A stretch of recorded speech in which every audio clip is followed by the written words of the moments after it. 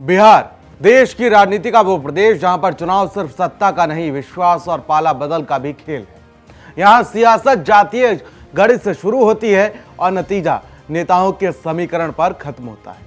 2025 का चुनाव बिहार के लिए नहीं बल्कि तीन बड़े चेहरों की एक अग्नि परीक्षा है, जिसमें नीतीश कुमार, तेजस्वी यादव और नरेंद्र मोदी, इन तीनों के लिए साख का सबसे बड़ा इम्तिहान होने वाला है बिहार का विधानसभा चुनाव। तो आने वाले जो कुछ महीने हैं वो इनके लिए भारी पड़ने वाले हैं। चलिए अब आपको बता दें कि जो 2020 में नतीजा आया था उसमें आखिर समीकरण क्या बना था और आज जो बदलाव है उसकी क्या वजह है। 2020 में एनडीए यानी कि बीजेपी और जेडीयू ने सत्ता में वापसी की थी, लेकिन सत्ता के गलियारों में हर कोई जानता था कि जीत तो बस बीजेपी की है, नीतीश तो एक मुखौटा है। आरजेडी अकेले सबसे बड़ी पार्टी बन के उभरी, लेकिन तेजस्वी को पूरा खेल पड़ने में देर हो गई। 2022 में नीतीश ने अचानक एनडीए से रिश्ता तोड़ दिया और तेजस्वी से हाथ मिला लिया। महागठबंधन की सरकार बनती है। फिर वही कहानी, कुछ महीनों में ही नीतीश को लगा कि तेजस्वी बढ़ रहा है, मैं किनारे हो रहा हूं। बस फिर क्या था, एक और यू टर्न नीतीश ने ले लिया और एनडीए में लौट आए। अब बीजेपी साफ बोल रही है कि इस बार नीतीश को सिर पर नहीं बिठाएंगे, कंधे पर बिठाएंगे। वो भी देखने वाली बात होगी। बिहार में चुनाव मुद्दों पर कभी नहीं लड़ा जाता। बिहार में पजल है जातीय समीकरण। बिहार का चुनाव विकास, बिजली, पानी, सड़क पर नहीं लड़ा जाता। यहां हर सीट जातियों का संतुलन बनाती है। यादव प्लस मुस्लिम यानी कि एमवाई समीकरण आरजेडी की ताकत है। ईबीसी यानी कि महिला वोट, कुर्मी कोरी नीतीश का आधार वोट माना जाता है। सावर्ण, ओबीसी और पासवान बीजेपी की ताकत यहां पर बताया जाता है।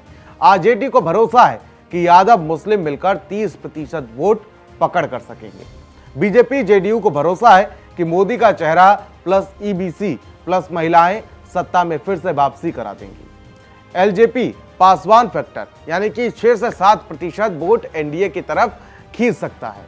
तो वहीं सीमांचल में एआईएमआईएम मुसलमान वोट तोड़कर आरजेडी का खेल बिगाड़ सकती है। आपको पता हो कि जिस तरीके से ओवैसी की पार्टी ने 5 सीटों पर लोकसभा चुनाव में प्रत्याशी उतारे थे और सभी ने जीत हासिल की थी।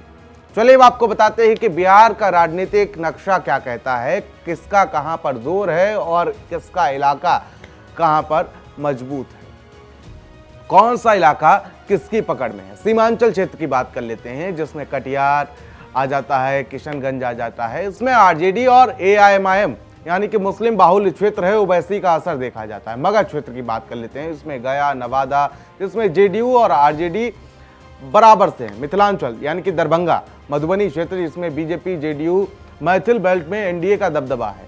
तो वहीं कोसी, जिसमें सहरसा, सुपौल जैसे जिले आते हैं, इसमें आरजेडी, तेजस्वी यादव का दबदबा देखने को मिलता है। चंपारण की अगर बात की जाए तो चंपारण में बीजेपी यानी कि मोदी लहर मजबूत है। बीजेपी का गढ़ भी इसको कहा जाता है। चलिए अब आपको सीटों का गणित समझा देते हैं कि आखिर किसको कितनी सीटें चाहिए 2025 के विधानसभा चुनाव में सरकार बनाने के लिए।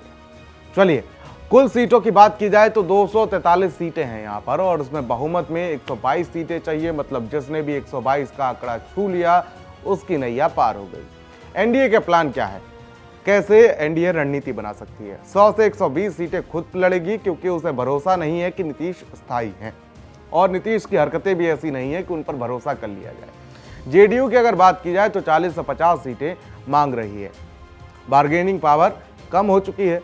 एलजेपी की अगर बात की जाए तो एलजेपी 5 से 10 सीटें, क्योंकि ये सिंबॉलिक असर बहुत होता है, पासवान वोटर फैक्टर भी हो सकता है, तो 5 से 10 सीटें मिल सकती हैं।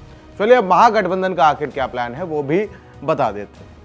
आरजेडी 120 से 130 सीटें, क्योंकि तेजस्वी खुद सबसे बड़े चेहरे हैं, पूर्व डिप्टी सीएम है, और जब सरकार थी तो नीतीश कुमार के बाद यही चेहरा थे सरकार के। कांग्रेस की अगर बात की जाए तो 30 से 40 सीटें मांग रही है, मगर हर बार डील बिगड़ती है। वाम दल की बात की जाए तो 10 से 15 सीटें मिल सकती हैं चुनाव लड़ने के लिए। अब ओवैसी की बात कर लेते हैं कि ये किंग मेकर हैं या स्पॉइलर हैं। एआईएमआईएम सीमांचल की 5 से 7 सीटों पर किंग मेकर या स्पॉइलर बन सकती है, क्योंकि हमने देखा कि किस तरीके से मुस्लिम सीटों पर दबदबा जहां पर है वहां पर ओवैसी की पार्टी कितने बड़े वोटर के साथ उभरी और किस तरीके से 5 सीटों पर लड़ी लोकसभा के चुनाव में और 5 जीती। चुनाव के मुद्दे जिसमें अगर बात की जाए तो क्या जनता फिर से जाति में बटेगी, क्योंकि असल मुद्दे तो महंगाई बेरोजगारी हैं। महंगाई बेरोजगारी तेजस्वी इसे सबसे बड़ा हथियार बना रहे हैं। डबल इंजन की सरकार फेल है, ये कहते हुए कई बार उनको सुना गया। पीएम मोदी का चेहरा कितना असर करेगा? एनडीए के पास मोदी है, महागठबंधन के पास तेजस्वी। मोदी ब्रांड अभी भी रूरल बिहार में असरदार। चलिए, यू टर्न फैक्टर, नीतीश पर जनता को भरोसा है या नहीं, ये भी एक बड़ा फैक्टर है। या बीजेपी खुद सीटें बढ़ाकर बहुमत ले, क्या यही असली फिक्स है बिहार चुनाव का? चलिए अब आपको AIMIM इफेक्ट बता देते हैं। सीमांचल में मुस्लिम वोट बटा तो तेजस्वी का गेम बिगड़ सकता है। जमीनी फीडबैक क्या कहता है? ग्रामीण EBC यानी कि महादलित अभी भी नीतीश से सहानुभूति रखते हैं। शराबबंदी और महिला वोट आज भी नीतीश की ताकत है। युवा बेरोजगारी से नाराज है, पर वोट किसे देंगे ये तय नहीं है। बीजेपी अपनी ब्रांड वैल्यू पर भरोसा कर रही है। मोदी योगी के पोस्टर हर जगह लग रहे हैं, ये एक बड़ा फैक्टर हो सकता है। तो वहीं मुस्लिम वोट की अगर बात की जाए तो AIMIM मुस्लिम वोट को RJD से खींच रहा है। किशनगंज में तो सबसे बड़ा उदाहरण 2020 में हमने देखा ही था कि किस तरीके से वहां पर ओवैसी की सीट निकली थी, ओवैसी की पार्टी की सीट निकली थी। कांग्रेस फिर सीटों पर लड़ते झगड़ते समय गवाएगी। जितना फायदा देगी उससे आधा कहीं ना कहीं नुकसान भी ये RJD को दे सकती है। चलिए आपको बता दें कि आखिर नतीजा क्या निकल सकता है, क्योंकि चुनाव में तो अभी देरी है, लेकिन जो जमीनी हकीकत है वो क्या कहती है? चुनाव बहुत करीब रहेगा। एनडीए को अकेले दम पर 122 पार करना मुश्किल है, मगर मोदी ब्रांड कुछ सीटों पर काम कर सकता है और सीटें बढ़ा सकते हैं। RJD महागठबंधन अगर AIMIM को मैनेज नहीं कर पाई तो सीमांचल में 5 से 7 सीटों का नुकसान तय है। छोटे दल यानी कि VIP, हिंदुस्तान आवाम मोर्चा आखिरी वक्त पर किंगमेकर बन सकते हैं। नीतीश का रोल फाइनल नहीं है। अगर एनडीए को बहुमत नहीं मिला तो वो फिर किंगमेकर बन जाएंगे और सौदा पलट सकते हैं। फिलहाल सबसे बड़ा सवाल है कि जनता आखिर क्या चाहती है, क्योंकि जनता ही सर्वोपरि होती है लोकतंत्र में। तो जनता आखिर क्या चाहती है ये भी एक बड़ा फैक्टर हो जाता है। तेजस्वी की नई पीढ़ी या नीतीश का पुराना भरोसा, ये एक बड़ा सवाल हो जाता है। युवा किसके साथ हैं? मोदी का नाम या जातीय समीकरण पर खेल किया जाएगा बिहार में? क्या बिहार के वोटर अब भी पाला बदल की सियासत को फिर झेलेंगे? ये एक बड़ा सवाल है। तो वहीं फिलहाल अभी बिहार में विधानसभा चुनाव को समय है। वार पलटवार का सिलसिला शुरू हो चुका है और कुछ ही समय में तस्वीर भी साफ हो जाएगी कि कौन किसके साथ है, कौन किसके नहीं। और इस साल के अंत तक ये भी पता चल जाएगा कि आखिर सरकार किसकी बनती है। बिहार में मुद्दों को लेकर आपकी क्या राय है, हमको कमेंट बॉक्स में जरूर बताइए। तब तक के लिए मुझे दीजिए इजाजत। नमस्कार।